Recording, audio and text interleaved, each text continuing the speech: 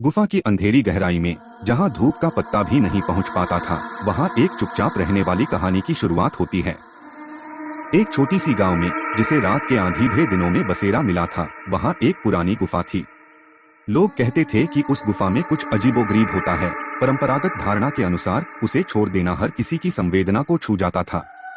वीर, एक बहादुर और उत्साही लड़का, ने सच्चाई के बारे में सुना और उसको प्रमाणित करने का निर्णय किया। उसने अपने दोस्त से कहा, मुझे वह गुफा जाना है। उसके दोस्त ने डर के आलम में कहा, तू जाने के लिए पागल है। वीर अकेले चला गया।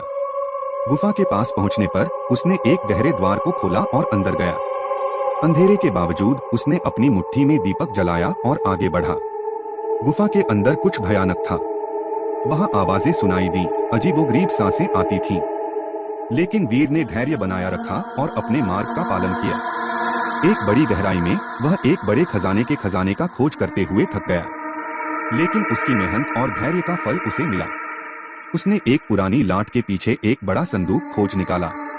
उसने संदूक को खोला और वहां से चमकीले सोने और गहनों के संदूक बाहर निकले, परंतु इनके साथ एक भूत का आत्मा भी बाहर आ गया। उसने वीर को उत्साहित करने के लिए कहा, तुमने मेरी धरोहर पर हाथ लगाया है, अब तुम्हें मेरे साथ रहना होगा। वीर को डर का सामना करना पड़ा, लेकिन उसने अपने धैर्य और वीरता को खोजा और उस भूत को परास्त कर दिया। जैसे ही भूत का आत्मा गुफा से बाहर निकला, गुफा में चमक आई और वह सुख के साथ भर गया। वीर ने वापस अपने गांव की ओर प्रस्थान किया, जहां लोग उसके हरकतों को सुनकर हैरान हो गए। उन्होंने उसको गुफा में बदलते देखा और उसके बहादुरी की सराहना की। इस घटना के बाद गुफा में कभी भूत का साया नहीं पड़ा और वह गांव के लोगों के लिए एक सुरक्षित स्थान बन गया। वीर की उत्सुकता और साहस ने उसे उन्नति की ऊंचाइयों तक पहुंचाया।